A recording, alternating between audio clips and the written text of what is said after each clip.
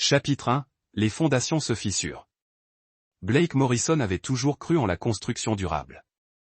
Ingénieur en structure de 34 ans, il abordait la vie de la même manière qu'il abordait les ponts et les gratte-ciel, planification minutieuse, fondation solide et intégrité inébranlable.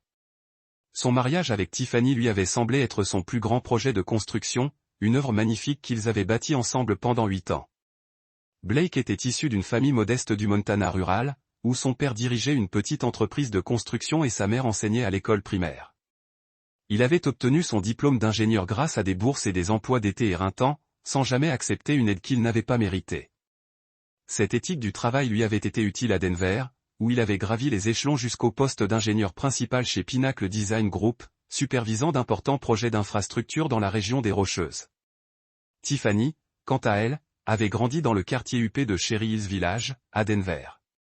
Son père, Gerald, possédait 3 concessions automobiles prospères, et sa mère, Donna, n'avait jamais travaillé de sa vie. Ils s'étaient rencontrés lors d'un gala de charité où l'entreprise de Blake était récompensée pour son travail bénévole dans un centre communautaire.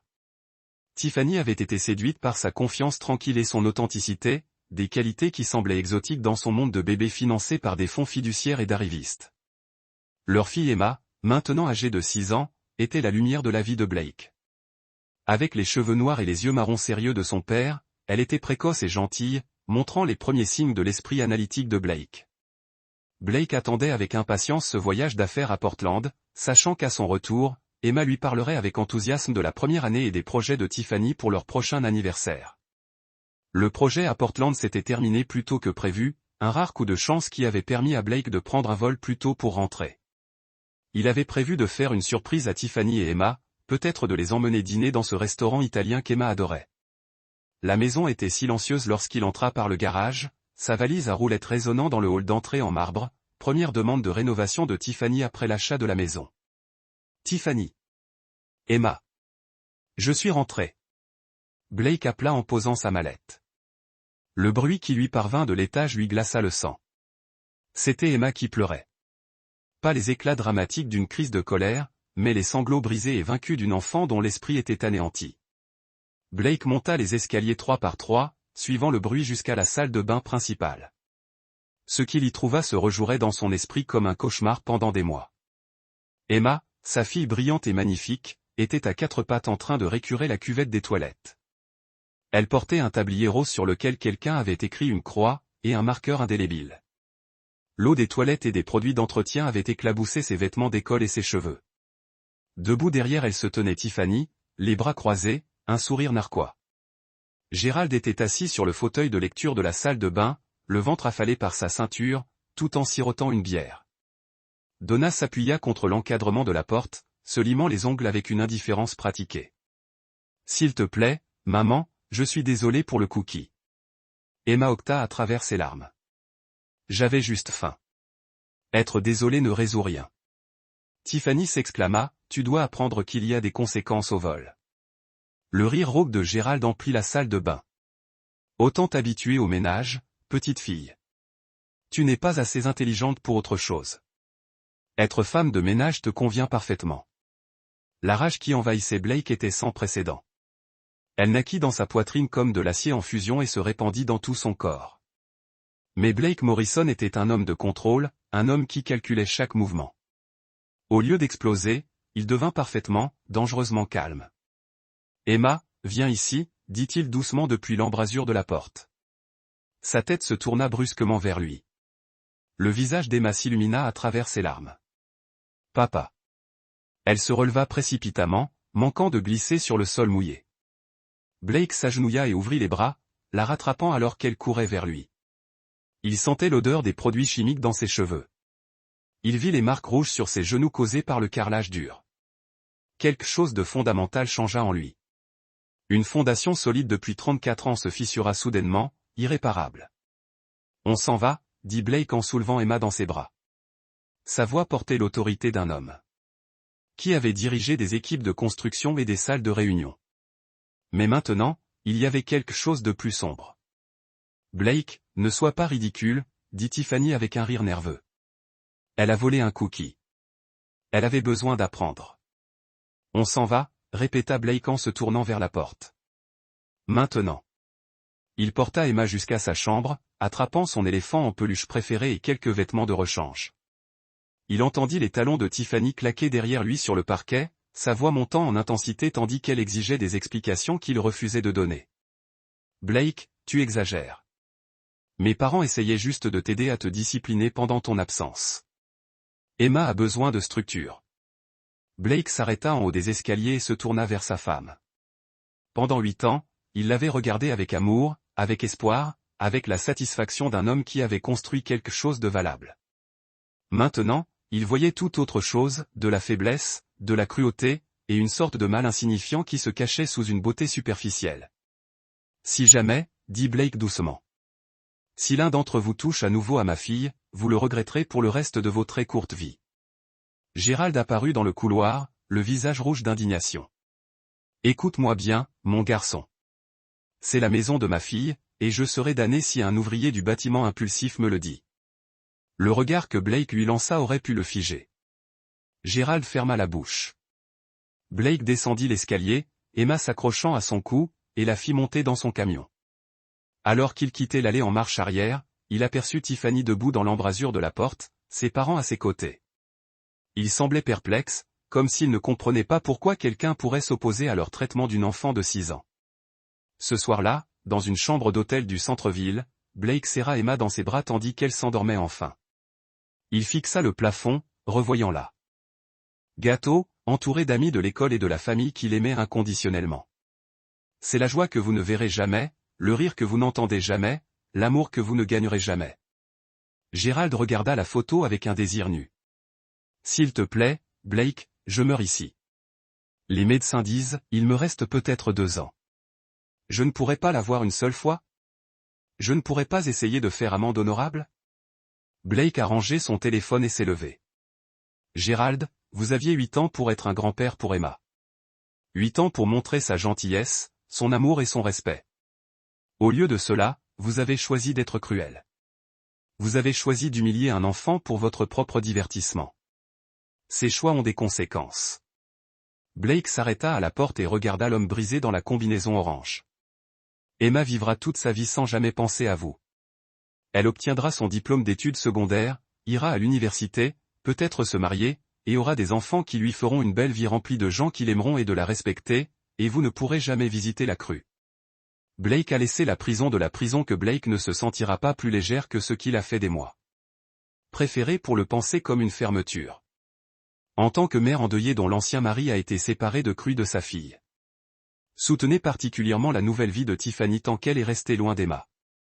L'ordonnance d'interdiction était permanente et la menace de publier des enregistrements de Rick avait empêché Tiffany de tenter de contacter.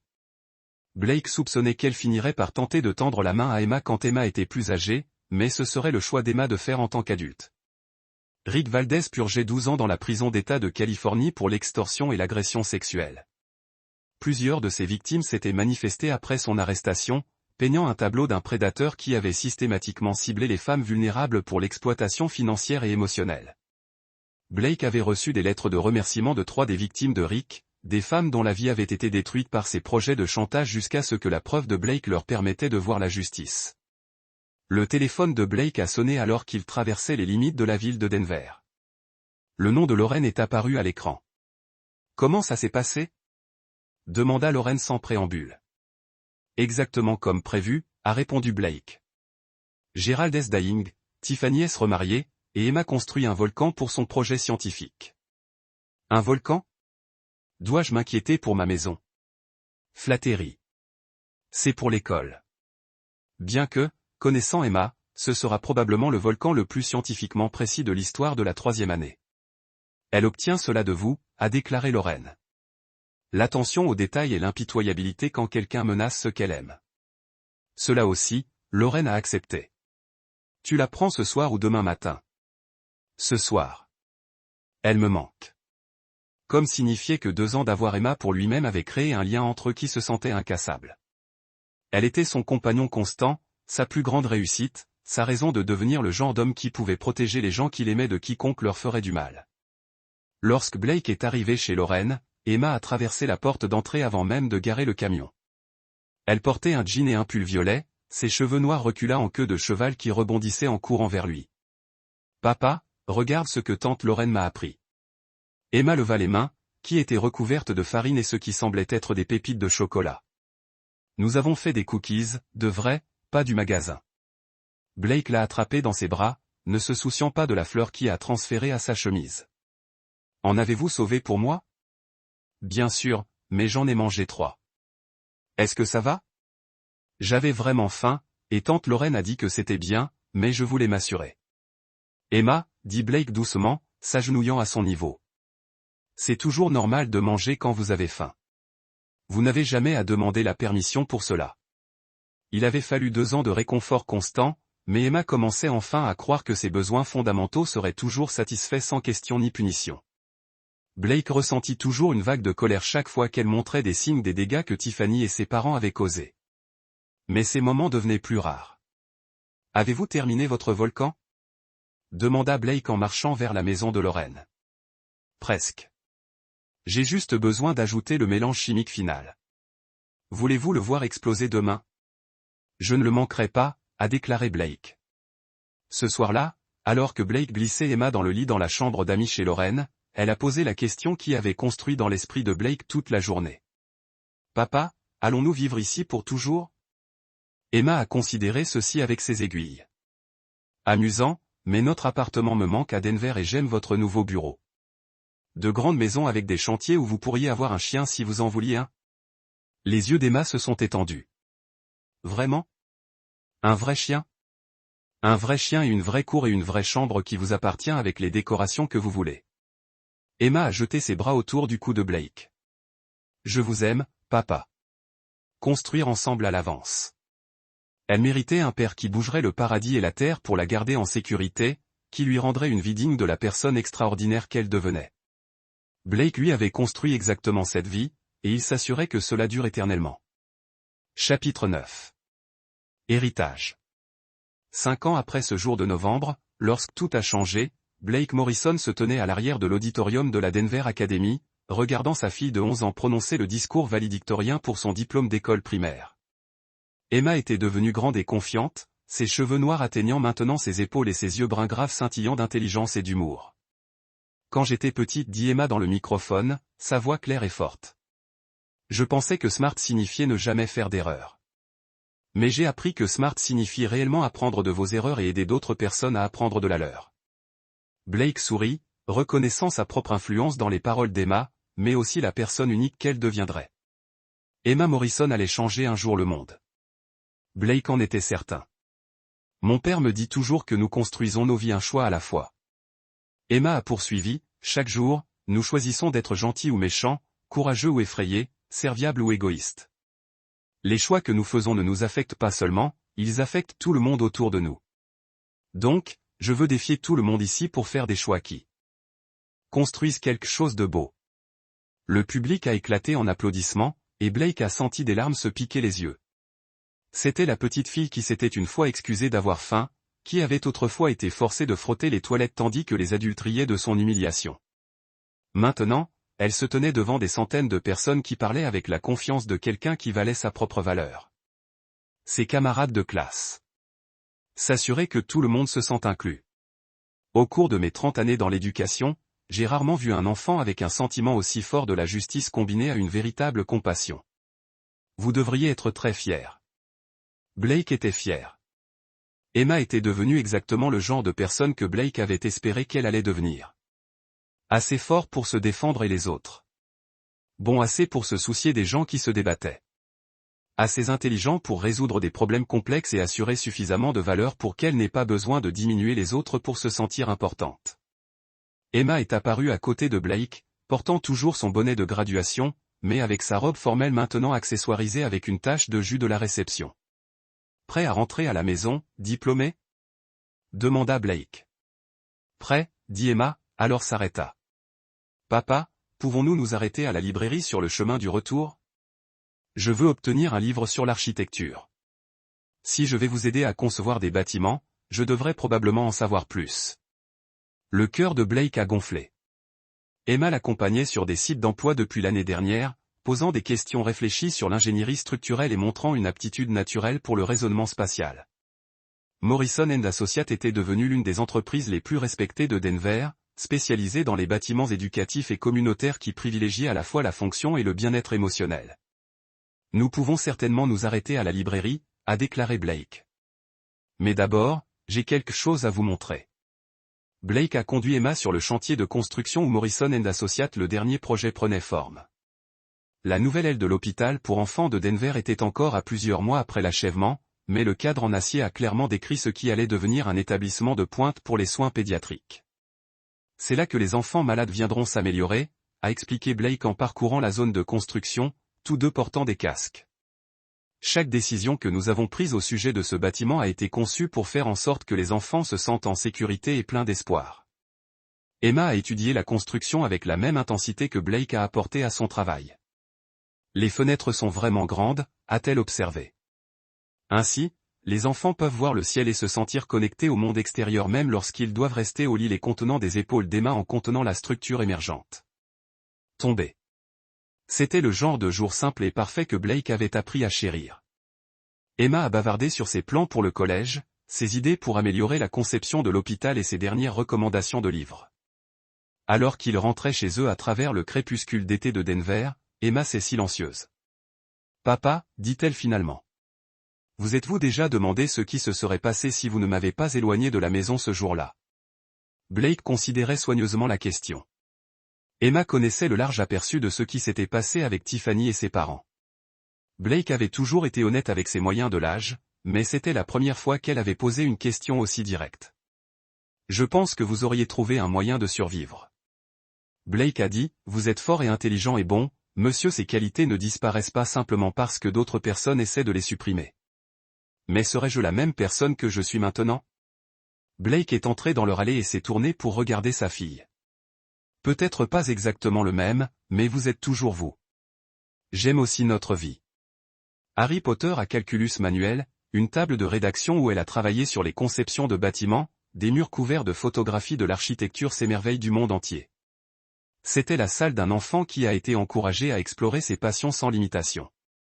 Alors que Blake glissait Emma au lit, elle a posé une autre question qui le surprenait. « Papa, tu penses que je veux jamais revoir ma mère ?» Blake s'est assis sur le bord du lit d'Emma, choisissant soigneusement ses mots. « Je ne sais pas, monsieur, c'est une décision que vous pouvez prendre et seulement lorsque vous êtes prêt à le faire. Si je voulais la voir, seriez-vous d'accord avec ça ?» Blake hocha la tête. « Si vous vouliez la voir, et si je pensais que c'était sans danger pour vous, alors oui, je serais d'accord avec ça.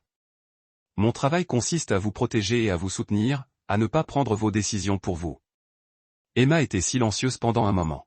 « Je ne pense pas que je veux la voir maintenant. Peut-être jamais. Est-ce que cela signifie ? Non, chérie. Ce n'est pas méchant de vous protéger des personnes qui vous ont blessé. Vous ne devez à personne pardon ou une relation, pas même des membres de la famille. Vous pouvez choisir qui est dans votre vie en fonction de la façon dont ils vous traitent. Comme la façon dont vous avez choisi de m'éloigner du grand-père Gérald. Exactement comme ça. » Emma sourit et s'installa plus profondément dans ses oreillers. « Je suis content de pouvoir choisir et je choisis de rester avec vous. Je choisis de rester avec vous aussi. » dit Blake, embrassant son front. Doux rêve, diplômé. Après que Emma s'est endormie, Blake est allé à son bureau à domicile et a sorti la lettre qu'il avait reçue ce matin-là. C'était de l'avocat de Gerald Patterson, informant Blake que Gerald était décédé en prison la semaine précédente. Cancer du poumon, a indiqué la lettre. Aucun membre de la famille n'avait revendiqué le corps.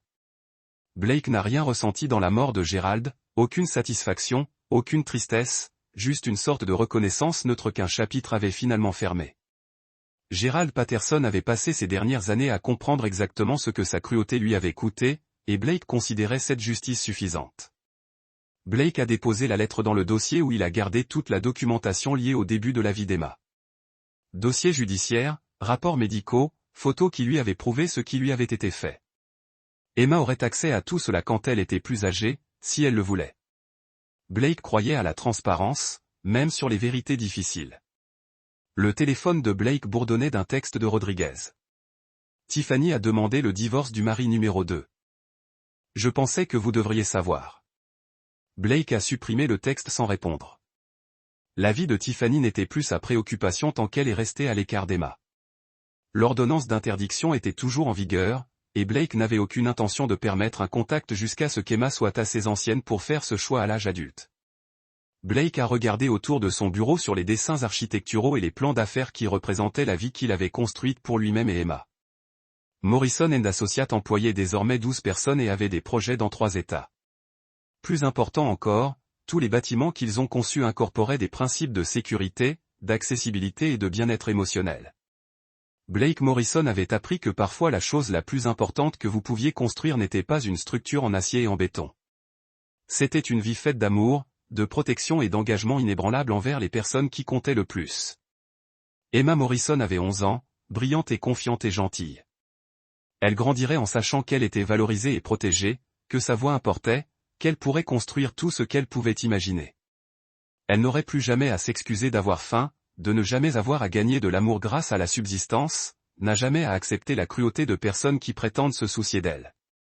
Blake lui avait construit exactement la vie qu'elle méritait. Et il s'assurerait que cela a duré éternellement. À l'extérieur, Denver a scintillé dans l'obscurité estivale, pleine de possibilités et de promesses. Quelque part dans cette ville, d'autres enfants allaient se coucher en toute sécurité et aimés, protégés par les parents qui ont compris cet amour sans la volonté de se battre pour ce n'était que du sentiment. Blake Morrison a compris la différence. Et Emma Morrison grandirait également en le comprenant. La fondation était solide. La structure durerait. C'est là que notre histoire touche à sa fin. Scène encore et encore. Mais ce n'était plus seulement de la colère qu'il ressentait. C'était de la lucidité. Le mariage qu'il croyait solide avait été bâti sur des fondations pourries. La femme qu'il avait aimée s'était révélée être quelqu'un qu'il ne connaissait pas du tout. Blake Morrison était un homme qui construisait des choses pour durer. Mais c'était aussi un homme qui savait quand quelque chose était irréparable, quand il fallait le démolir complètement avant que quelque chose ne se produise. On pourrait construire mieux à la place. Il avait passé 8 ans à construire une vie avec Tiffany. Il se demandait combien de temps il faudrait pour la détruire complètement. Chapitre 2. De nouvelles fondations. 3 semaines après avoir quitté la maison de Cherry Hills Village, Blake avait établi une nouvelle routine entièrement centrée sur le bien-être d'Emma. Ils avaient emménagé dans un appartement meublé à l'auto, suffisamment proche de l'école d'Emma pour qu'elle puisse conserver une certaine stabilité pendant que sa vie changeait. Blake avait pris un congé temporaire de Pinnacle Design, utilisant ses congés accumulés le temps de réfléchir à sa prochaine étape. Son patron, Tony Costano, s'était montré étonnamment compréhensif lorsque Blake lui avait expliqué qu'il avait des problèmes familiaux. Tony était lui-même père de famille, et il avait travaillé avec Blake assez longtemps pour savoir que si Blake Morrison disait avoir besoin de temps, c'était pour une bonne raison. Emma était résiliente comme le sont souvent les enfants. Mais Blake voyait bien les dégâts causés par l'incident. Elle était devenue plus silencieuse, plus hésitante à exprimer ses besoins ou ses envies. La première fois qu'elle lui avait demandé un encas à l'appartement, elle avait immédiatement ajouté « Mais ce n'est pas grave si on n'en a pas, papa. Je n'ai pas vraiment faim. » Blake s'était agenouillé à sa hauteur, le cœur brisé. « Emma, ma chérie, tu peux toujours me dire quand tu as faim. Tu n'as jamais besoin de demander la permission pour manger chez nous. C'est notre refuge. » L'appartement était simple, mais confortable. Blake avait laissé Emma choisir la décoration de sa chambre. Elle avait choisi des rideaux violets et une lampe en forme de licorne. Des petites choses. Mais Blake savait qu'il était important de lui laisser le choix après son impuissante salle de bain. Pendant qu'Emma était à l'école, Blake avait commencé à démêler méthodiquement sa vie de Tiffany S. Leur compte bancaire, leurs cartes de crédit, la maison, les arrangements de garde d'Emma. Tout devait être réglé. Mais Blake abordait la question comme un projet d'ingénierie, analysant soigneusement chaque élément avant d'agir. Il avait également engagé un détective privé. Les enquêtes de Rodriguez n'étaient pas très intéressantes. Un bureau exigu au-dessus d'un prêteur sur gage à 5 points, meublé de meubles d'occasion et de diplômes au mur qui auraient pu être achetés en ligne. Mais Miguel Rodriguez avait été chaudement recommandé par l'avocat de Tony pour son divorce. Et lorsque Blake s'assit en face du bureau marqué par les cicatrices de l'ancien policier, il se retrouva face à un homme qui comprenait qu'il fallait parfois savoir exactement à quoi on avait affaire avant de savoir comment gérer. J'ai besoin de tout savoir sur ma femme. Blake avait raconté à Rodriguez lors de leur première rencontre. sa routine quotidienne, où elle va, qui elle voit, à qui elle parle, tout. Rodriguez avait observé Blake d'un regard sombre, ce qui lui semblait excessif. « Monsieur Morrison, je dois vous demander, avez-vous l'intention de faire du mal à quelqu'un? Parce que si c'est le cas, cette conversation est terminée, et je ne vous ai jamais rencontré. » « Je n'ai l'intention de faire du mal à personne », avait répondu Blake. C'était techniquement vrai. Il n'avait pas l'intention de faire du mal à quelqu'un qui ne le méritait pas. Rodriguez avait proposé des honoraires raisonnables pour ce que Blake demandait, et il s'était serré la main. « Je vous ferai un rapport préliminaire dans une semaine », avait dit Rodriguez. « Je vous préviens, parfois, les gens n'aiment pas ce qu'ils découvrent. »« Je ne me soucie plus de ce que j'aime », avait répondu Blake. C'était il y a 2 semaines. Blake était assis dans son camion devant l'école d'Emma, attendant qu'on vienne le chercher, lorsque son téléphone vibra, accompagné d'un SMS de Rodriguez. « Rapport prêt. On peut se voir aujourd'hui. » Blake répondit après 16 heures. « Ma fille a besoin d'être en sécurité. » Le bureau de Rodriguez semblait encore plus petit la 2e fois. L'enquêteur était assis derrière son bureau, un dossier en papier craft d'une finesse décevante. Blake s'attendait à quelque chose de plus épais, de plus complet. « Avant de vous montrer ça, » dit Rodriguez, « je veux que vous compreniez que ce que vous faites de ces informations vous appartient. Je ne suis que le messager. » Blake hocha la tête. « Montrez-moi. » Rodriguez ouvrit le dossier et en sortit une série de photos. Les premières étaient assez innocentes. Tiffany à l'épicerie, à son cours de yoga, déjeunant avec des amis au country club. Blake reconnut la routine. C'était la même vie qu'elle menait quand ils étaient ensemble. Puis Rodriguez étala la série suivante. Tiffany entrant dans un hôtel du centre-ville. Tiffany au bar de l'hôtel, assise près d'elle. À un homme que Blake ne reconnaissait pas. Tiffany embrassant ce même homme dans le parking de l'hôtel. Tiffany quittant l'hôtel 3 heures plus tard, les cheveux en bataille et la robe froissée. Blake fixait les photos avec le même détachement clinique qu'il utilisait pour analyser les défaillances structurelles. Il sentit quelque chose en lui bouger et se stabiliser, comme un bâtiment qui retrouve son centre de gravité après un tremblement de terre. « Combien de temps ?» demanda Blake. « D'après ce que j'ai pu confirmer, au moins 6 mois, » répondit Rodriguez. « Probablement plus. Le personnel de l'hôtel les connaît comme des habitués. Ils ont une réservation permanente tous les mardis et jeudis après-midi. » Blake prit l'une des photos, un plan net de Tiffany et de son amant marchant main dans la main vers l'entrée de l'hôtel.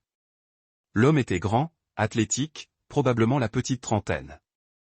Il avait cette confiance en soi naturelle qui vient du fait de ne jamais avoir à travailler pour quoi que ce soit. Qui est-il? Rodriguez consulta ses notes. Rick Valdez, 29 ans, entraîneur personnel dans une salle de sport haut de gamme à Cherry Hills.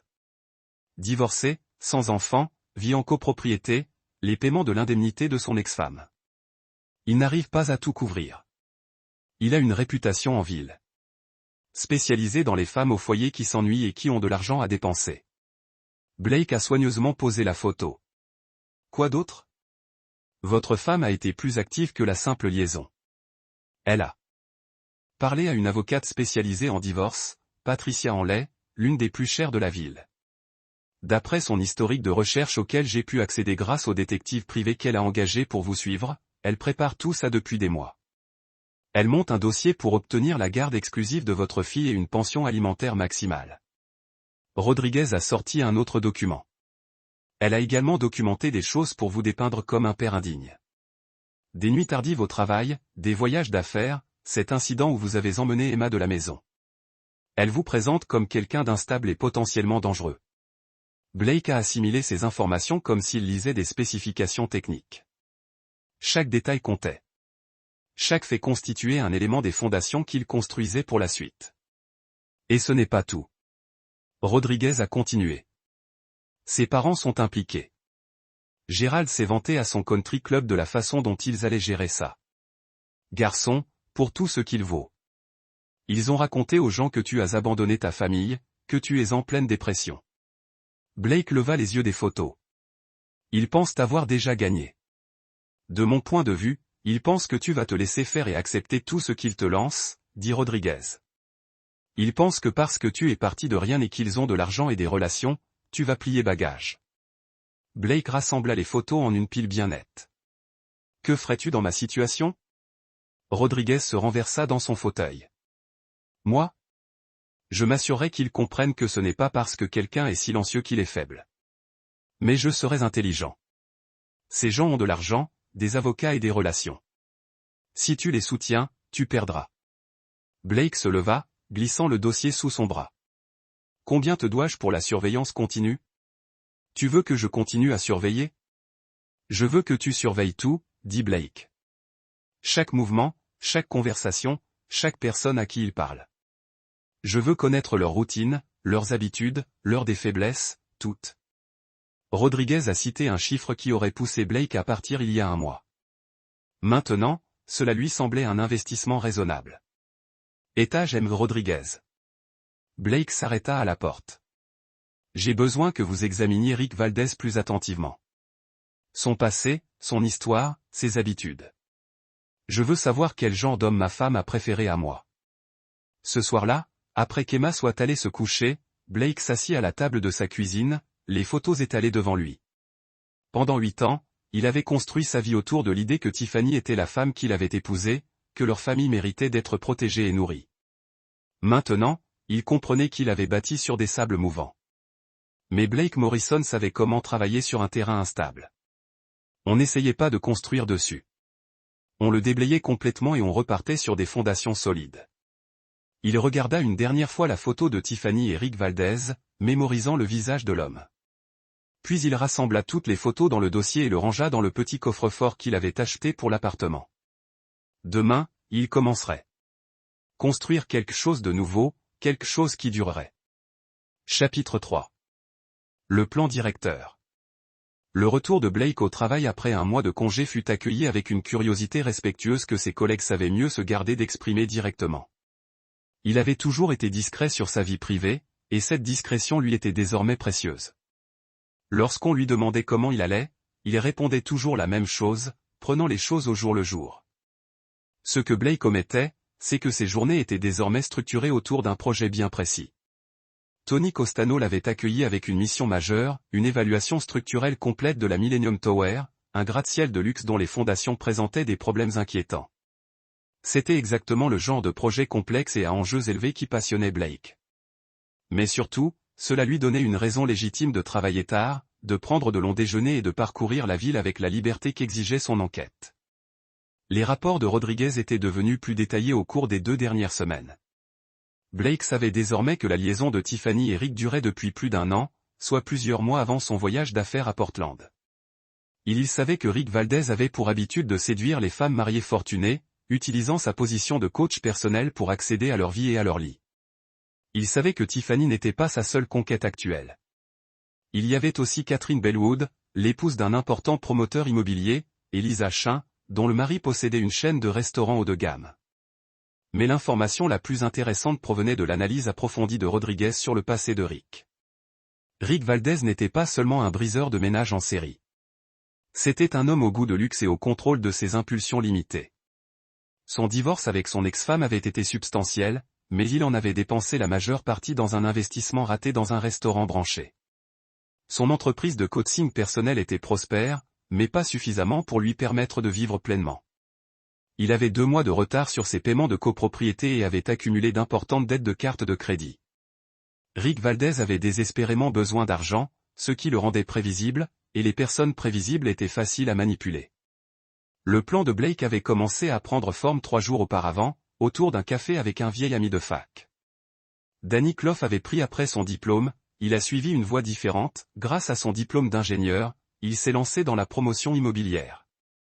Il était désormais propriétaire d'une petite entreprise prospère, spécialisée dans la transformation de vieux bâtiments en loft branchés. Plus important encore, Danny avait la réputation d'être prêt à contourner les règles lorsque le projet s'y prêtait. « J'ai besoin d'une faveur », avait dit Blake à Danny lors d'un déjeuner dans un restaurant de Reno. « Mais d'abord, je dois savoir si tu peux te taire. » Danny connaissait Blake depuis 15 ans. Si Blake Morrison demandait des faveurs et exigeait le secret, il se passait quelque chose de grave. « De quoi as-tu besoin ? » ? « J'ai besoin que tu offres un emploi à quelqu'un. Une personne très précise, dans des circonstances très précises. » Blake avait exposé son plan dans les grandes lignes. Danny allait découvrir Rick Valdez grâce à un contact commun à la salle de sport.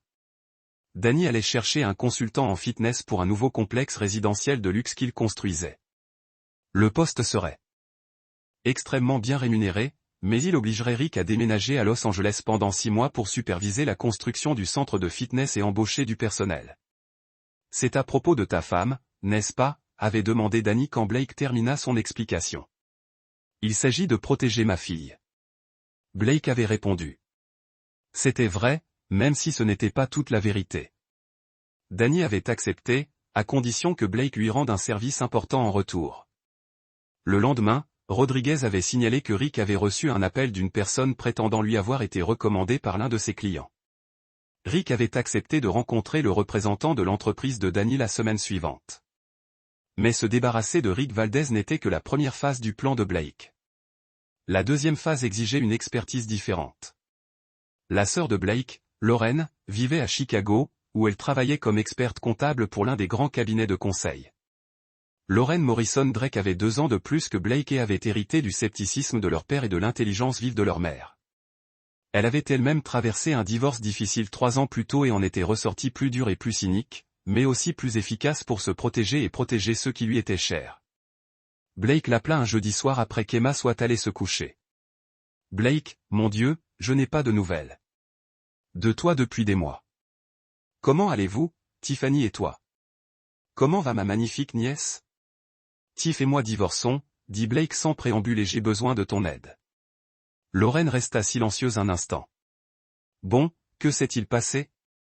Blake lui raconta comment il avait trouvé Emma dans la salle de bain, les photos que Rodriguez avait prises, les plans de Tiffany pour le détruire au tribunal. Lauren écouta sans l'interrompre, comme elle écoutait ses clients qui essayaient de dissimuler des délits financiers. Alors, tu veux que je fouille dans leurs finances, dit Lauren lorsque Blake eut terminé. Je veux que tu fouilles dans tout. Les concessions de Gerald, les habitudes d'achat de Donna, les habitudes de dépenses de Tiffany. Je veux savoir d'où vient chaque dollar et où il va, et je veux savoir s'il y a quelque chose qui cloche. Blake, tu sais que je ne peux pas. Je ne te demande rien d'illégal, l'interrompit Blake. Je te demande de faire ce que tu fais dans la vie. Examiner les dossiers financiers et identifier les irrégularités. La seule différence, c'est qu'au lieu de travailler pour une entreprise, tu travailleras pour ton frère. Lauren resta silencieuse un long moment. Tu n'es plus la même personne qui m'a appelé à Noël dernier pour se plaindre que Tiffany avait acheté trop de décorations. Non, acquiesça Blake. Je ne suis pas doué. Laurence a dit que Blake était trop confiant. Envoie-moi tout ce que tu as sur eux. Je verrai ce que je peux trouver. La troisième phase du plan de Blake était la plus délicate et elle exigeait de Blake quelque chose qui allait à l'encontre de tous les instincts qu'il avait développés en 34 ans de vie. Il devait mentir de manière convaincante à des gens qui pensaient le connaître. Blake appela Tiffany pour la première fois depuis qu'il avait quitté la maison. Elle répondit à la troisième sonnerie, d'une voix soigneusement neutre. Blake, je me demandais quand j'aurais de tes nouvelles. Il faut qu'on parle, dit Blake, d'Emma, de la façon dont on va gérer cette séparation. Enfin prête à être raisonnable. Il y avait de la suffisance dans la voix de Tiffany, la satisfaction de quelqu'un qui pensait avoir toutes les cartes en main. Je veux ce qu'il y a de mieux pour Emma, dit Blake. Et je pense qu'on peut trouver une solution sans faire appel à des avocats. C'était la chose parfaite à dire. Tiffany et ses parents avaient bâti leur dossier sur l'hypothèse que Blake se battrait contre eux, qu'il essaierait de leur enlever Emma et de contester le divorce. L'idée qu'il soit prêt à négocier, à accepter un arrangement moins avantageux en échange d'une résolution pacifique, leur serait irrésistible. Je trouve ça très mature de ta part, dit Tiffany. Pourquoi ne viens-tu pas à la maison samedi après-midi? On pourra discuter des détails. Blake accepta, sachant que Tiffany appellerait immédiatement ses parents et Rick pour leur annoncer la bonne nouvelle. Rodriguez surveillerait ses appels et ferait un compte-rendu. Samedi, Blake saurait exactement ce qu'il comptait lui offrir et à quel point ils étaient sûrs qu'il l'accepterait. Mais Blake Morrison n'accepterait rien. Il prendrait tout. Ce soir-là, Blake était assis dans son appartement, les devoirs d'Emma étalés sur la table basse entre eux.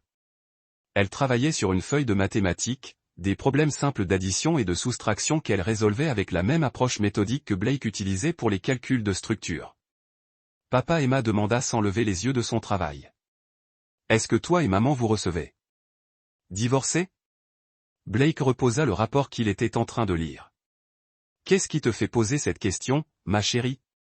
À l'école, les enfants disaient que leurs parents avaient divorcé quand leur père avait déménagé. Emma leva enfin les yeux vers lui, ses yeux sombres et sérieux. Tu es en colère contre moi? C'est pour ça que tu ne veux pas rentrer? Blake sentit quelque chose se briser dans sa poitrine. Il s'approcha du canapé et prit Emma sur ses genoux, la serrant comme il l'avait fait ce soir-là dans la chambre d'hôtel. Emma, écoute-moi bien, dit Blake. Je ne te suis pas en colère. Je ne te serai jamais en colère parce que tu veux un cookie ou pour n'importe quel truc normal que font les enfants. Ce qui s'est passé à la maison n'était pas de ta faute, et tu n'as rien fait de mal. Mais maman avait tort, a dit Blake fermement. Et grand-père Gérald avait tort. Tu es intelligent, gentil et merveilleux, et tu pourras être qui tu veux quand tu seras grand. Emma resta silencieuse un instant, digérant la nouvelle. Pourrais-je encore te voir si maman et toi divorcez? Tu me verras tous les jours. Blake a dit, je te promets que c'était une promesse que Blake avait l'intention de tenir, quoi qu'il en coûte à Tiffany et à sa famille. Emma méritait mieux que des parents qui l'utiliseraient comme une arme. Mieux que des grands-parents qui briseraient son moral pour leur propre amusement. Mieux qu'une mère qui privilégierait un coach sportif au bien-être de sa propre fille. Blake Morrison allait s'assurer qu'elle l'obtienne. Chapitre 4. Le piège. La réunion à la maison de Cherry Hill s'est déroulée exactement comme Blake l'avait prévu. Tiffany s'était habillée pour l'occasion de manière à lui rappeler ce qu'il perdait. Une robe de créateur qui moulait sa silhouette. Un maquillage appliqué avec une précision professionnelle. Ses cheveux blonds. Coiffés en vague lâche. Elle ressemblait à la femme dont il était tombé amoureux 8 ans plus tôt, et c'était exactement le but. Gérald et Donna l'entouraient dans le salon tel des serre-livres coûteux, leur visage arborant une expression de sympathie soigneusement contrôlée. Ils jouaient le rôle de personnes raisonnables contraintes de gérer une situation déraisonnable. Blake, dit Tiffany en désignant le fauteuil en cuir en face du canapé où ils étaient tous les trois assis. Je suis contente que tu sois enfin prête à discuter de ça comme des adultes. Blake s'assit, gardant une expression neutre. La maison lui semblait étrangère maintenant, comme une exposition de musée retraçant la vie de quelqu'un d'autre. Tout était exactement comme il l'avait laissé.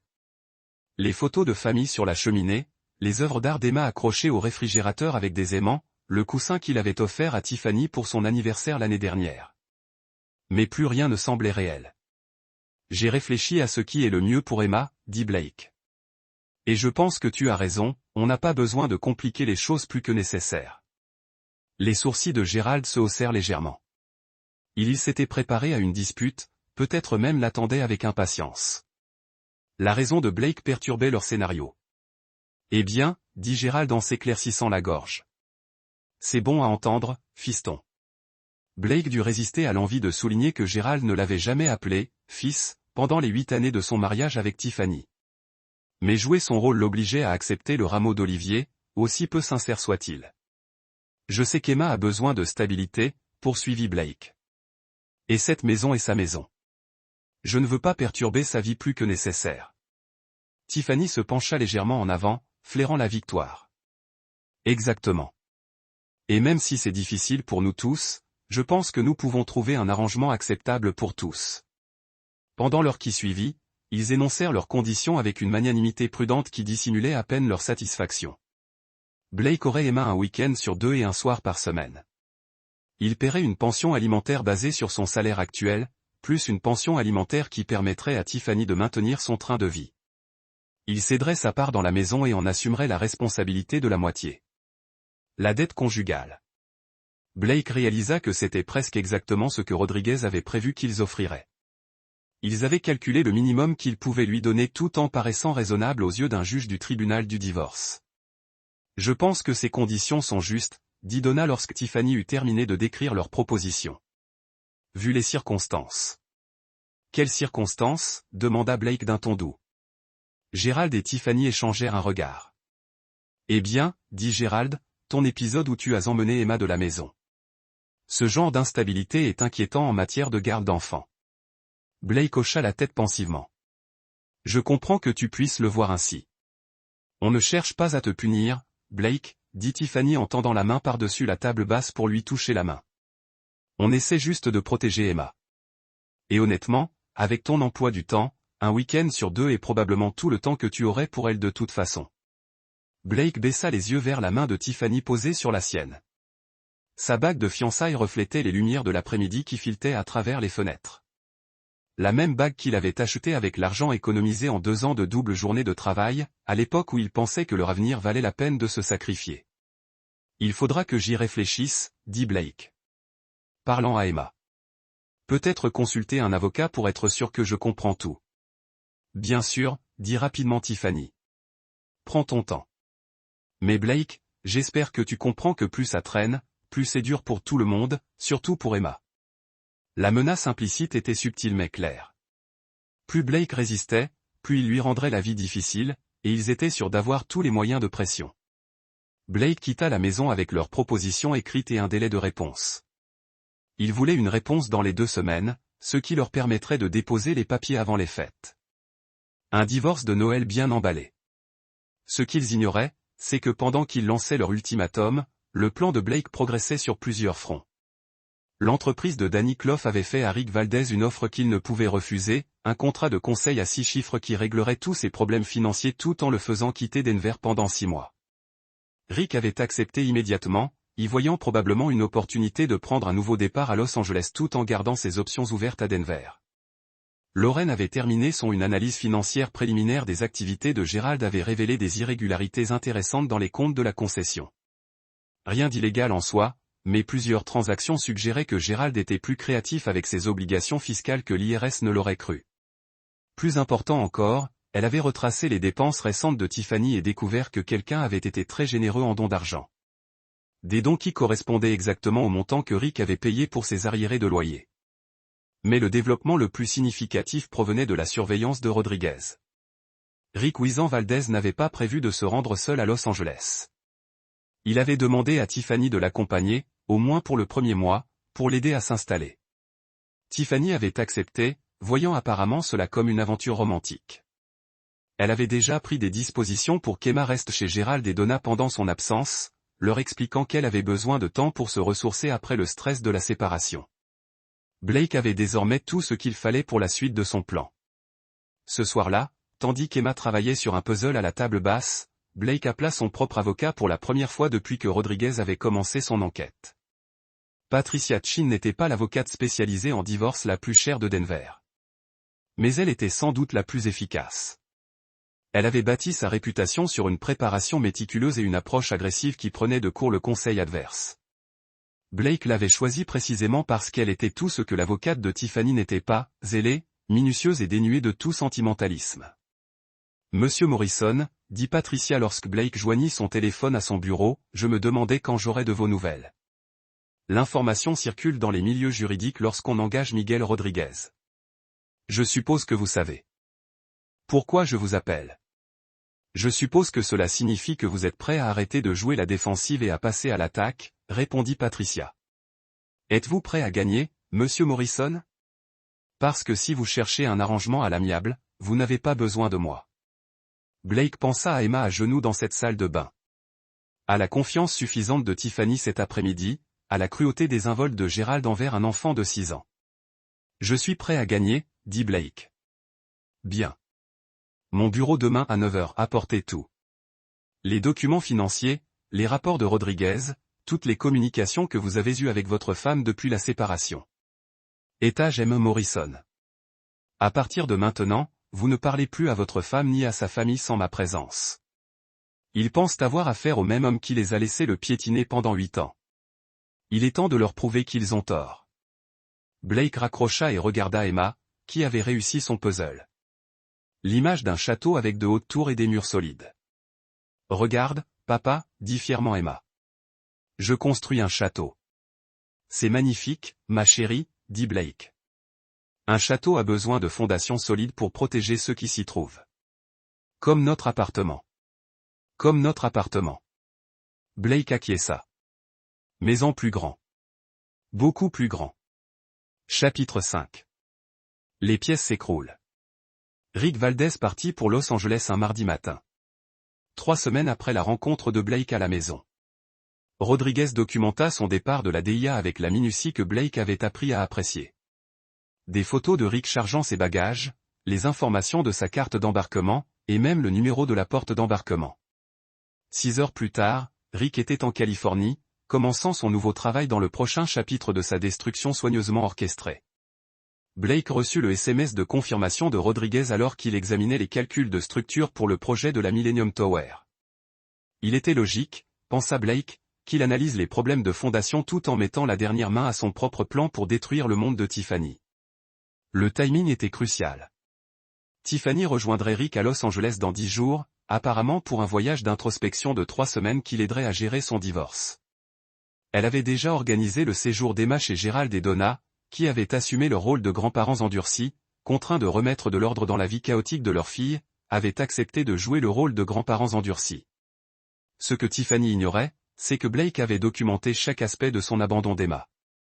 Chaque dîner manqué pour retrouver Rick. Chaque événement scolaire manqué pour passer du temps à l'hôtel. Chaque conversation où elle avait privilégié sa liaison aux besoins de sa fille. La surveillance de Rodriguez avait tout capturé, créant un dossier complet sur une mère qui s'était déjà retirée de la vie de son enfant des mois avant la séparation. L'enquête financière de Lorraine avait également porté ses fruits. Les pratiques comptables ingénieuses de Gérald étaient non seulement moralement contestables, mais potentiellement criminelles. Lorraine avait identifié un schéma de transaction en espèces suggérant qu'il détournait l'argent des concessionnaires pour échapper aux impôts. Ce n'était pas suffisant pour le mettre en prison, mais c'était largement suffisant pour déclencher un contrôle fiscal qui lui coûterait des centaines de milliers de dollars en pénalités et en frais de justice. Mais la découverte la plus dévastatrice de Blake était venue d'une source inattendue. Danny Clough avait appelé Blake 3. Quelques jours après l'arrivée de Rick à Los Angeles. Sa voix était crispée par une colère à peine contenue. « Ton garçon, Rick, est encore plus gros que tu ne le pensais », avait dit Danny sans préambule. « Que as-tu trouvé ?» Il s'est vanté auprès des autres entraîneurs de son système pour séduire les femmes riches. Apparemment, il ne se contente pas de coucher avec elles, il les fait payer pour son train de vie. Et Blake, il les a enregistrés. Blake était devenu très immobile, les enregistrant. Vidéo, audio, photos compromettantes. Il garde tout ça comme assurance au cas où l'une d'elles essaierait de le couper ou de lui causer des problèmes. L'un des entraîneurs ici travaillait avec lui à Denver. Le type dit que Rick a des informations sur au moins une douzaine de femmes, dont votre femme. Blake avait remercié Danny et raccroché. Il réfléchissait déjà aux implications. Rick Valdez n'était pas seulement un briseur de ménage et un chercheur d'or. C'était un maître chanteur. Et s'il avait des informations compromettantes sur Tiffany, Blake devait les mettre la main dessus avant que Rick ne réalise que sa situation confortable à Denver était sur le point de disparaître définitivement. Ce soir-là, Blake dîna avec Emma dans leur pizzeria préférée. Elle était plus silencieuse que d'habitude ces derniers temps, posant moins de questions sur quand il pourrait rentrer à la maison ou voir maman. Blake ne savait pas si elle s'adaptait à leur nouvelle vie ou si elle apprenait simplement à ne plus espérer. Des choses qui n'arriveraient pas, papa, dit Emma en découpant des pepperonis sur sa part et en les mangeant un par un. Jessica, à l'école, disait que son père et sa mère avaient une nouvelle maison, et qu'elle pouvait choisir celle où elle voulait vivre. Blake posa sa part. C'est quelque chose que tu voudrais, ma chérie. Choisir. Emma réfléchit avec le sérieux qu'elle mettait à toutes les questions difficiles. Je veux vivre avec toi, dit-elle finalement. Mais je veux que maman soit heureuse aussi. Ça te va? Blake sentit son cœur se briser un peu plus. Même après tout ce que Tiffany avait fait, Emma aimait toujours sa mère et voulait son bonheur. C'était le genre d'amour pur et inconditionnel que Blake luttait pour protéger. C'est parfaitement normal, dit Blake. Et tu sais quoi? Une fois toutes ces démarches légales réglées, je pense que tu pourras faire beaucoup plus de choix sur la façon dont tu veux que les choses se passent. Aurais-je le choix si grand-père Gérald doit être gentil avec moi? Blake regarda le visage sérieux de sa fille et prit une décision mûrie depuis des semaines. Emma, que dirais-tu d'aller voir une dame bienveillante qui parle aux enfants de leurs sentiments? Quelqu'un qui puisse t'aider à comprendre que la façon dont grand-père Gérald t'a traité était mal et que tu ne devras plus jamais te laisser traiter de la sorte. Emma se redressa légèrement. Comme un spécialiste des émotions. Exactement comme un spécialiste des émotions. Blake avait déjà fait des recherches sur des psychologues pour enfants spécialisés dans les cas de maltraitance émotionnelle. Le docteur Sarah Winters avait 20 ans d'expérience auprès d'enfants traumatisés par des membres de sa famille. Plus important encore, elle était qualifiée pour témoigner en tant qu'experte dans les affaires de garde d'enfants concernant l'intérêt supérieur de l'enfant. Le lendemain matin, Blake appela le cabinet du docteur Winter et prit rendez-vous. Puis il appela Patricia Chin. Il est temps. Blake dit à son avocat. Je veux que tu demandes la garde exclusive d'Emma et une audience d'urgence. Qu'est-ce qui a changé, demanda Patricia. Tiffany abandonne Emma pour partir en Californie avec son petit ami. Elle laisse Emma aux mêmes personnes qui l'ont forcée à récurer les toilettes pour la punir d'avoir pris un biscuit. Et je peux tout prouver. Patricia resta silencieuse un instant. Blake, ça va mal tourner. Ils vont se défendre et essayer de te détruire au passage. Laisse-les essayer, dit Blake. Je ne suis pas le même homme qu'ils croient avoir affaire. Non, acquiesça Patricia. Tu ne le es pas. Je remplirai les papiers cet après-midi. Blake passa le reste de la journée au travail à essayer de se concentrer sur les calculs de charges structurelles tandis que son téléphone vibrait avec des nouvelles de Rodriguez. Tiffany avait reçu les papiers de garde à 15h47. Signifiés par un huissier qui l'attendait au studio de yoga. Elle avait immédiatement appelé son avocat, puis ses parents, puis Rick à Los Angeles. Gérald était arrivé à la maison moins d'une heure plus tard, le visage rouge de rage. Grâce à leur contact au tribunal, Patricia avait appris que l'équipe juridique de Tiffany s'efforçait de préparer une réponse. Ils avaient supposé que Blake respecterait le calendrier convenu, leur donnant des semaines pour préparer leur dossier. Au lieu de cela, ils avaient 48 heures pour expliquer à un juge pourquoi une mère devrait être autorisée à abandonner sa fille de 6 ans pour poursuivre une liaison dans un autre État. Blake est allé chercher Emma à l'école comme d'habitude, conservant leur routine alors que tout s'effondrait autour d'eux.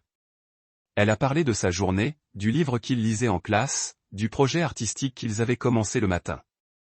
Des préoccupations normales et belles d'un enfant de 6 ans qui rappelait à Blake pourquoi il se battait si fort. Ce soir-là, après qu'Emma fut couchée, Blake était assis dans son appartement avec le rapport final de Rodriguez étalé sur la table basse. Photos, relevés financiers, relevés téléphoniques, reçus d'hôtel, confirmation de voyage, tout ce qui documentait la liaison de Tiffany et sa négligence envers Emma. Tout ce qui prouvait que Gérald et Donna étaient inaptes à s'occuper d'une enfant qu'ils avaient déjà traumatisée une fois. Le téléphone de Blake a sonné à 23h43. Le nom de Tiffany apparut à l'écran et, un instant, Blake envisagea de le laisser tomber sur la messagerie, mais la curiosité l'emporta. Blake. La voix de Tiffany était tendue par une fureur contenue. Qu'est-ce que tu fous? Je protège ma fille, dit Blake calmement. Ta fille? C'est ma fille aussi. Et tu ne peux pas. En fait, je peux, l'interrompit Blake. Et je l'ai fait. Tu peux expliquer au juge pourquoi tu penses qu'Emma devrait rester chez tes parents pendant que tu vas en Californie avec ton petit ami. Le silence à l'autre bout du fil dura si longtemps que Blake se demanda si elle avait raccroché. Je ne sais pas ce que tu crois savoir, dit finalement Tiffany. Mais tu fais une erreur. On avait un accord, Blake. On allait rester civilisé. L'accord a été rompu dès que tu as décidé d'abandonner Emma, dit Blake. Mais ne t'inquiète pas, Tiffany. Je suis sûr que Rick et toi serez très heureux à Los Angeles. J'avais entendu dire qu'il faisait beau à cette époque de l'année. Blake raccrocha et éteignit son téléphone. Demain, la vraie guerre commencerait. Mais ce soir-là, pour la première fois depuis des mois, Blake Morrison se sentait exactement à sa place, debout entre sa fille et ceux qui lui feraient du mal, prêt à se battre aussi longtemps qu'il le faudrait. Chapitre 6. La révélation de Thanksgiving. L'audience d'urgence pour la garde d'Emma eut lieu par une matinée grise de novembre, 6 mois après que Blake eut trouvé Emma à genoux dans cette salle de bain. La juge Catherine Brennan présidait une salle d'audience qui ressemblait plus à un champ de bataille qu'à un lieu de justice. D'un côté, l'équipe juridique coûteuse de Tiffany, de l'autre, Blake et Patricia Chin. Blake s'était préparé à ce moment avec la même attention méthodique aux détails qu'il mettait dans ses projets d'ingénierie. Chaque preuve était cataloguée, chaque argument répété, chaque contre-attaque anticipée. Mais voir Tiffany de l'autre côté de la salle d'audience, vêtue d'un tailleur bleu marine classique censé la faire passer pour une mère responsable, lui fit encore monter une colère froide. Patricia avait prévenu Blake que l'audience serait brutale. Ils vont te dépeindre comme un mari autoritaire qui a abandonné sa famille, avait-elle déclaré lors de leur séance de préparation. Ils vont dire que tu utilises Emma comme une arme pour blesser ta femme, et ils vont essayer de te faire perdre ton sang-froid. Blake lui avait assuré que ce ne serait pas un problème. Blake Morrison avait passé 6 mois à apprendre à canaliser sa rage en quelque chose de plus utile que la colère. L'avocate de Tiffany, Patricia Hanley, avait commencé avec exactement l'argument que Patricia Chain avait prédit. Blake était un père absent qui avait privilégié le travail à la famille pendant des années. Son intérêt soudain pour la garde était motivé par la vengeance, et non par l'amour. Son retrait d'Emma du domicile familial avait été traumatisant et déstabilisant pour l'enfant. Monsieur Morrison a montré un comportement contrôlant, a soutenu Hanley, qui a culminé avec sa décision d'éloigner Emma de chez elle sans avertissement ni explication. Ce n'est pas le comportement d'un père aimant. C'est celui d'un homme qui utilise son enfant pour punir sa femme arrangée. Lorsque Patricia Chain s'est levée pour présenter le dossier de Blake, elle a commencé par une déclaration simple. Votre honneur, cette affaire ne concerne pas un mariage qui s'est mal terminé. Il s'agit d'une enfant qui mérite d'être protégée des abus. Les photos prises par Rodriguez ont fait l'effet d'une bombe dans la salle d'audience. Emma à genoux, frottant les toilettes, vêtue d'un tablier marqué « Femme de ménage ». Les larmes sur son visage. Les produits d'entretien dans ses cheveux. Les marques rouges sur ses genoux, laissées par le carrelage dur. La bouteille de bière de Gérald posée sur le comptoir de la salle de bain pendant qu'il lavait l'humiliation d'une enfant de 6 ans. Le visage de la juge Brennan s'est figé tandis que Patricia Chain lui présentait chaque image. C'est ce que Madame Morrison appelle une discipline appropriée. Patricia a déclaré, c'est ce que Monsieur Gérald Patterson appelle apprendre à sa place. Et c'est ce qu'Emma Morrison a vécu pendant que son père était en déplacement professionnel, confiant que sa femme et ses beaux-parents prendraient soin de leur fille. Hanley a objecté, affirmant que les photos étaient provocatrices et sorties de leur contexte. Le juge Brennan a annulé sa décision et a demandé à revoir les photos. Patricia Chain a ensuite présenté les preuves de surveillance de la liaison de Tiffany, reçus d'hôtel, photographies, relevés téléphoniques, tout ce qui documentait la double vie de Tiffany alors qu'elle était censée s'occuper d'Emma. Les preuves démontraient un comportement de négligence qui remontait à des mois avant que Blake ne découvre la liaison. Madame Morrison avait déjà abandonné sa fille émotionnellement, a soutenu Patricia. Elle souhaite maintenant l'abandonner physiquement pour poursuivre une relation avec Rick Valdez en Californie. En attendant, elle s'attend à ce que le tribunal confie Emma aux mêmes personnes qui l'ont forcée à récurer les toilettes en guise de punition pour avoir pris un biscuit. Lorsque le docteur Sarah Winters a témoigné comme témoin expert, son témoignage a été accablant. Elle avait longuement interrogé Emma au cours du mois précédent, documentant l'impact psychologique de l'incident des toilettes et les violences verbales de Gérald. Emma présente des signes classiques de traumatisme dû à la violence psychologique. Le docteur Winters a témoigné qu'elle avait développé une anxiété liée à l'expression de besoins normaux de l'enfance, notamment alimentaires. Elle m'a demandé à plusieurs reprises si elle était stupide et si son père se lasserait d'elle et la laisserait avec ses grands-parents. Selon mon avis professionnel, remettre Emma sous la garde de Gérald et Donna Patterson nuirait gravement à son développement psychologique. Hanley a tenté de contre-interroger le docteur Winters, suggérant que Blake avait coaché Emma ou influencé ses déclarations. Le docteur Winters a calmement expliqué que les enfants de l'âge d'Emma ne peuvent pas inventer le type de réaction traumatique détaillée et cohérente qu'elle avait documentée. Lorsque Blake a témoigné, le dossier de Tiffany était déjà en ruine. Mais Patricia Chain n'en avait pas fini. Monsieur Morrison, à votre avis, quel genre de mère abandonne sa fille de 6 ans pour poursuivre une liaison dans un autre état? Objection, a lancé Hanley. Appel à la spéculation. Je vais reformuler, a dit Patricia d'un ton calme. Monsieur Morrison, êtes-vous prêt à offrir à Emma un environnement familial stable? Oui, dit Blake, Emma et moi avons établi une routine qui privilégie son bien-être émotionnel et physique. Elle s'épanouit dans notre situation actuelle. Et êtes-vous prêt à faciliter une relation entre Emma et sa mère, à condition que des mesures de protection appropriées soient en place? Blake regarda Tiffany droit dans les yeux lorsqu'il répondit. Je suis prêt à faire tout ce qui est dans l'intérêt d'Emma, tant qu'elle est protégée contre de nouveaux abus. La juge Brennan ordonna une suspension d'audience pour examiner les preuves. Blake était assis dans le couloir avec Patricia Chain, observant Tiffany se disputer frénétiquement avec son avocat et ses parents. Gérald ne cessait de pointer Blake du doigt, le visage rouge d'indignation. Donna s'essuyait les yeux avec un mouchoir en papier, jouant le rôle de la grand-mère en deuil. Comment pensez-vous que ça s'est passé? Demanda Blake à Patricia. Je pense qu'ils le sont, répondit Patricia avec une satisfaction professionnelle. Mais la vraie question est de savoir s'ils sont assez intelligents pour le savoir. À la reprise du procès, la juge Brennan rendit sa décision avec une colère contenue qui laissait penser qu'elle avait vu trop de cas comme celui-ci. Ce tribunal estime qu'Emma Morrison a été victime de violences psychologiques de la part de ses grands-parents maternels et que sa mère a fait preuve d'une négligence et d'un manque de jugement systématique qui la rend inapte à la garde principale pour le moment. Blake a senti quelque chose se détendre dans sa poitrine. Une attention qu'il portait depuis 6 mois. La garde exclusive est accordée à Blake Morrison, avec des visites surveillées pour Tiffany Morrison en attendant la fin des cours de parentalité et l'évaluation psychologique. Gerald et Donna Patterson sont interdits de contact non surveillé avec Emma Morrison jusqu'à nouvel ordre du tribunal. Les sanglots de Tiffany ont résonné dans la salle d'audience, mais Blake n'a ressenti aucune satisfaction. Ce n'était pas une victoire. Ce n'était que la première étape pour protéger Emma de ceux qui auraient dû l'aimer inconditionnellement. La véritable célébration, a décidé Blake, viendrait plus tard. 3 semaines plus tard, Blake et Emma étaient assis à la table d'honneur pour le dîner de Thanksgiving chez Lauren, la sœur de Blake, à Chicago. Emma portait une robe violette qu'elle avait choisie elle-même et discutait joyeusement avec ses cousins de l'école, des livres et du nouveau sac à dos licorne que Blake lui avait acheté.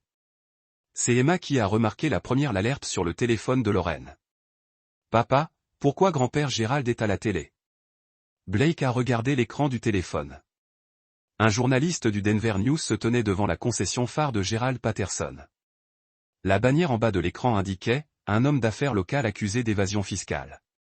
Lauren a augmenté le volume tandis que le journaliste expliquait que Gerald Patterson avait été arrêté le matin même pour évasion fiscale et fraude. L'enquête de l'IRS avait révélé un système systématique de non-déclaration de revenus sur près de 10 ans. S'il était reconnu coupable, Patterson encourait jusqu'à 20 ans de prison fédérale et des millions d'amendes et de pénalités. Blake a sorti son propre téléphone et a trouvé un SMS de Rodriguez. Rick Valdez a été arrêté à Los Angeles hier. Plusieurs chefs d'accusation d'extorsion et de chantage ont été retenus. Il s'avère que plusieurs de ces victimes ont décidé de porter plainte après que ces dossiers d'assurance ont été remis à la police. Vous vous demandiez ce que vous en pensiez ? Blake a souri et a rangé son téléphone. L'arrestation de Rick allait faire la une des journaux à Denver en quelques jours, tout comme les détails de sa relation avec plusieurs femmes mariées, dont Tiffany. Le scandale allait détruire ce qui restait de la réputation et de la crédibilité de Tiffany. Blake. Lauren le regardait d'un air entendu. Tu ne serais pas au courant des problèmes fiscaux de Gerald, par hasard ? J'aurais pu dire à quelqu'un de surveiller ses pratiques commerciales de plus près, dit Blake d'un ton doux. Juste en bon citoyen. Emma tira Blake par la manche. Papa, grand-père Gerald va-t-il aller en prison ? Blake s'agenouilla à la hauteur d'Emma, la regardant dans ses yeux sombres et sérieux. Peut-être, ma chérie. Parfois, les mauvaises actions doivent en subir les conséquences. Sera-t-il encore méchant avec les enfants en prison ? Je ne pense pas qu'il restera longtemps avec des enfants, dit Blake. Emma hocha la tête solennellement, puis s'illumina. Puis-je avoir plus de dinde ? Tu peux prendre tout ce que tu veux, lui dit Blake. Plus tard dans la soirée, après qu'Emma se fut endormie sur le canapé de Lauren, Blake sortit sur la véranda où Lauren fumait une cigarette. Chicago s'étendait devant eux, les lumières scintillant dans l'obscurité de novembre. Je dois te demander, dit Lauren en soufflant de la fumée dans l'air froid. Avais-tu planifié tout ça ? L'arrestation de Gerald, les ennuis de Rick à Los Angeles, même le timing. Blake réfléchit à la question. J'avais prévu de protéger ma fille de ceux qui lui avaient fait du mal. Tout le reste n'était que conséquences.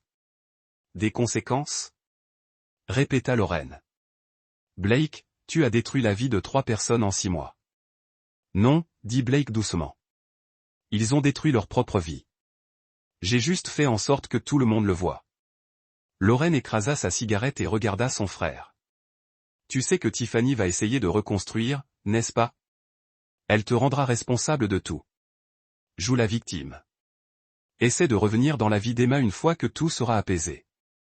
Blake hocha la tête. Laisse-la essayer. J'ai la garde exclusive et un schéma documenté d'abandon et de manque de jugement.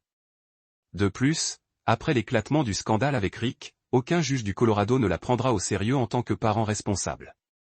Et si elle tente une aventure extralégale, le sourire de Blake était assez froid pour égaler l'air de novembre. Alors elle apprendra que je ne suis plus le même homme qui l'a laissé le piétiner pendant 8 ans. Par la fenêtre du Porsche, Blake pouvait voir Emma dormir paisiblement sur le canapé, enfin à l'abri de ceux qui l'utiliseraient comme une arme ou la puniraient pour avoir été une enfant normale. Elle était entourée d'une famille qui l'aimait inconditionnellement. Lorraine, son mari David, leurs 2 enfants qui avaient immédiatement proclamé Emma leur cousine préférée. Blake Morrison avait passé 8 ans à construire une vie avec quelqu'un qui ne la méritait pas. Maintenant, il construisait quelque chose de meilleur. Une vie où Emma n'aurait jamais à s'excuser d'être elle-même. N'aurait jamais à craindre d'être punie pour un comportement enfantin normal. N'aurait jamais à choisir entre son propre bien-être et les désirs égoïstes d'autrui. C'était, selon Blake, la meilleure fondation qu'il ait jamais posée. Chapitre 7. Le jugement commence. 6 mois après que les arrestations de Thanksgiving aient fait la une des journaux nationaux, Blake Morrison était assis dans son nouveau bureau surplombant le centre-ville de Denver, examinant les plans architecturaux de la nouvelle école d'Emma. Il avait accepté un poste d'ingénieur structure en chef chez Morrison & Associates, sa propre entreprise, financée par le règlement du divorce qui avait laissé Tiffany quasiment sans ressources après ses frais d'avocat, et le scandale avait détruit sa crédibilité devant les tribunaux. L'ironie du sort ne lui échappait pas, l'argent de la famille de Tiffany, combiné aux économies de Blake et à un prêt commercial stratégique, lui avait fourni le capital nécessaire pour créer l'entreprise dont il avait toujours rêvé. Il se spécialisait dans les écoles et les centres communautaires, désormais des bâtiments destinés à protéger et à éduquer les enfants plutôt qu'à abriter des entreprises. Emma fréquentait la Denver Academy, une école privée réputée pour l'importance qu'elle accorde à l'intelligence émotionnelle et à la résolution créative de problèmes. À 7 ans, elle s'épanouissait d'une manière que Blake n'aurait jamais imaginé possible. L'enfant calme et craintive qui s'était autrefois excusé de vouloir des biscuits s'était transformé en une petite fille confiante, qui posait des questions réfléchies et se faisait facilement des amis. Le téléphone de Blake vibra, un SMS de Rodriguez. Le colis fut livré comme prévu. Blake sourit et retourna à ses plans d'architecture. Aujourd'hui était le jour où Tiffany recevrait la dernière information dont elle avait besoin pour comprendre à quel point elle avait perdu la raison. Le colis contenait une clé USB contenant des copies de tous les enregistrements vidéo, photos et audio que Rick Valdez avait réalisés lors de ses relations avec des femmes mariées de Denver. La police de Los Angeles avait saisi les dossiers de Rick comme preuve, mais Rodriguez en avait obtenu des copies grâce à ses contacts avec les forces de l'ordre avant le début de l'enquête officielle. Les enregistrements comprenaient des heures de séquences de Tiffany et Rick ensemble. Certaines romantiques, d'autres sexuelles, toutes profondément compromettantes. Mais surtout, il comprenait des conversations où Tiffany avait détaillé son projet de détruire Blake lors du divorce, de lui enlever Emma définitivement et de s'installer à Los Angeles avec Rick grâce à l'argent de Blake. La clé USB contenait également une lettre de Blake manuscrite sur son papier à lettres personnelles, l'astérisque Tiffany. Vous avez probablement compris maintenant que rien de ce qui s'est passé au cours de l'année écoulée n'était accidentel. L'offre d'emploi de Rick à Los Angeles, les problèmes fiscaux de votre père, l'arrestation de Rick, et même la date de notre audience pour la garde des enfants, tout était planifié. Vous pensiez avoir affaire au même homme qui, pendant 8 ans, vous a laissé, vous et votre famille, le traiter comme un citoyen de seconde zone dans sa propre maison. Vous aviez tort. Je suis au courant du système d'enregistrement de Rick. Je suis au courant des vidéos qu'il a faites de toi, des conversations que tu as eues sur le fait de me détruire, des plans que tu as élaborés pour éloigner Emma de son père. Je suis au courant de toutes les cruautés que tu as dites à propos de notre fille, de chaque fois que tu as préféré Rick au bien-être d'Emma, de chaque instant où tu as privilégié ta liaison à tes responsabilités de mère. La police de Los Angeles a des copies de tout, tout comme plusieurs médias de Denver. Jusqu'à présent, ils ont accepté de garder ton identité secrète, mais cette protection est soumise à condition. Tu ne tenteras pas de récupérer la garde d'Emma. Tu ne violeras pas l'ordonnance restrictive qui t'empêche de voir notre fille. Tu ne contacteras ni Emma, ni moi, ni quiconque lié à notre nouvelle vie. Si tu fais quoi que ce soit de tout cela, tous les enregistrements de Rick seront immédiatement rendus publics. Ton père purgera tous les jours de sa peine de 20 ans. Rick purgera tous les jours de sa peine de 15 ans. Tu es libre de reconstruire ta vie comme tu l'entends, tant que cette vie ne comprend pas de faire du mal à ma fille. Emma me demande parfois de tes nouvelles. Je lui dis que tu es malade et que tu cherches de l'aide, ce qui est plus gentil que ce que tu as fait pour elle en la forçant à récurer les toilettes parce qu'elle avait pris un biscuit. Peut-être qu'un jour tu deviendras vraiment le genre de personne qui mérite une relation avec elle. Mais ce jour n'est pas aujourd'hui, et ce ne sera pas demain. J'espère que tu apprendras quelque chose de tout cela. J'espère que tu comprendras que les actes ont des conséquences, même si elles sont différées. J'espère que tu réaliseras que l'homme que tu as épousé était capable de bien plus que tu ne l'aurais jamais imaginé. Mais surtout, j'espère que tu resteras loin de ma fille et que tu la laisseras grandir en paix. Blake Morrison, astérisque. Blake termina d'examiner les plans de l'école et regarda par la fenêtre de son bureau la ville où il avait construit, perdu et reconstruit sa vie. Quelque part, Tiffany lisait probablement sa lettre et regardait les vidéos qui documentaient sa liaison et ses plans pour le détruire. Ailleurs, Gérald était assis dans une cellule de prison fédérale, découvrant ce que c'était que d'être impuissant et humilié. Rick était incarcéré en Californie, subissant les conséquences d'années de manipulation et de chantage sur des femmes vulnérables. Blake ne ressentait aucune culpabilité. Ces personnes avaient choisi de faire du mal à une enfant de 6 ans et Blake s'était simplement assuré qu'elle subirait les conséquences de ce choix. Son téléphone a sonné et l'école d'Emma est apparue sur l'afficheur. Monsieur Morrison, ici Madame Peterson, de la classe d'Emma. Je voulais vous informer qu'Emma a remporté aujourd'hui le concours Jeune Inventeur de l'école. Elle a conçu une structure de jeu plus sûre pour les enfants à mobilité réduite. Blake a souri, ressentant une fierté familière. C'est merveilleux. Comment lui est venue cette idée? Elle a dit qu'elle voulait s'assurer qu'aucun enfant ne se sente exclu ou différent. Madame Peterson a répondu, elle est une vraie solutionneuse. Après avoir raccroché, Blake a rassemblé ses affaires et est allé chercher Emma à l'école. Elle voudrait fêter sa victoire avec une glace et un tour à la librairie. Et Blake avait appris à chérir ces petits moments parfaits. En traversant le centre-ville de Denver, Blake a repensé à l'année écoulée. Il avait perdu une femme, une maison et l'illusion que les bonnes intentions suffisaient à protéger ceux qu'on aimait. Mais il avait gagné quelque chose de plus précieux, la certitude qu'il était capable de protéger Emma de quiconque lui ferait du mal, aussi puissant soit-il. Blake Morrison avait appris à construire des choses durables. Mais surtout, il avait appris à démolir ce qui était irréparable, préparant le terrain pour quelque chose de mieux. Emma l'attendait dans la zone de ramassage de l'école, le visage rayonnant d'excitation, serrant son certificat d'inventeur. Lorsqu'elle aperçut le camion de Blake, elle courut vers lui avec cette joie débordante qui lui rappela pourquoi chaque instant de l'année écoulée avait valu la peine. « Papa, j'ai gagné. J'ai gagné le concours. » Blake la rattrapa alors qu'elle se jetait dans ses bras, la faisant tournoyer en riant. « J'ai entendu. Raconte-moi tout. » Tandis qu'Emma bavardait sur son projet et ses plans pour la récompense qu'elle avait gagnée, Blake se fit un devoir d'appeler l'entrepreneur qui travaillait sur le nouveau centre communautaire. Il souhaitait discuter de l'intégration de certaines idées d'Emma en matière d'accessibilité dans la conception de l'aire de jeu. Après tout, Blake Morrison construisait des choses qui protégeaient les enfants. Et il avait appris que parfois, la meilleure façon de construire quelque chose de beau était de commencer par détruire tout ce qui était laid et qui se dressait sur son chemin. Chapitre 8. Fantômes et conséquences. 2 ans après l'audience de garde qui avait tout changé, Blake Morrison se tenait dans le hall du pénitencier d'État du Colorado, attendant qu'on l'appelle. Il avait fait 3 heures de route depuis Denver pour cette réunion, laissant Emma avec Lauren pour le week-end. C'était une conversation qui exigeait toute son attention et son intimité. Gérald Patterson avait vieilli de 10 ans en 2 ans depuis son arrestation. La prison fédérale avait dépouillé Blake de ses fanfaronnades pompeuses, laissant derrière lui un homme décharné à la peau grise et aux yeux creux. Il entra lentement dans le parloir, sa combinaison orange flottant sur sa silhouette amincie. Blake avait sollicité ce rendez-vous par l'intermédiaire de l'avocat de Gérald, soi-disant pour discuter de l'avenir d'Emma. Ce qu'il voulait vraiment, c'était regarder Gérald Patterson dans les yeux et lui transmettre un message qu'il avait préparé pendant 2 ans. « Blake » dit Gérald en s'asseyant face à la table en métal abîmée. Sa voix était rauque, incertaine. « Je vous remercie d'être venu.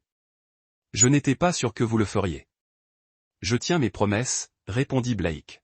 « Même celles que je fais à ceux qui ne les méritent pas », les mains de Gérald tremblaient légèrement lorsqu'il les serra sur la table. « Comment va-t-elle ? Comment Emma ?» Blake a étudié l'homme qui avait autrefois appelé sa fille stupide, qui s'était assis à boire de la bière pendant qu'elle pleurait et frottait une cuvette des toilettes. Gérald avait l'air véritablement cassé, et Blake se demandait si 2 ans de conséquences lui avaient appris quelque chose sur le genre d'homme qu'il avait été. Emma était exceptionnelle, a déclaré Blake. Elle a maintenant 8 ans. La gentillesse est confiante de la recherche de gens qui ne le méritent pas. Gérald a chuchoté. Mot. Blake interrompit. Vous vouliez dire chaque chose cruelle que vous avez dit à un enfant de 6 ans. Vous vouliez briser son esprit parce que cela vous a fait vous sentir puissant. N'insultez pas mon intelligence en faisant semblant du contraire. Gérald tressaillit comme si Blake l'avait frappé. S'il vous plaît, je sais que j'avais tort. Je sais que je l'ai blessée, mais elle est ma petite fille et moi. Elle n'est pas ta petite fille, dit doucement Blake. Les grands-pères protègent leurs petits-enfants. Les grands-pères les font se sentir en sécurité, aimés et appréciés. Vous êtes juste un homme qui partage l'ADN avec quelqu'un avec qui j'étais marié. Le silence s'étendait entre eux, brisé uniquement par le murmure d'autres conversations dans la salle de visite. Gérald essuya ses yeux avec le dos de sa main, un geste qui le faisait paraître plus âgé et plus fragile que Blake ne l'avait jamais vu. « Qu'est-ce que tu veux de moi ?» demanda enfin Gérald. « Rien, » a déclaré Blake. « Je ne suis pas venu ici parce que je veux quelque chose de toi. Je suis venu ici parce que je voulais que vous compreniez exactement ce que vous avez perdu. » Blake a sorti son téléphone et montré à Gérald une photo de la fête d'anniversaire d'Emma le mois précédent. Emma riait alors qu'elle soufflait les bougies sur son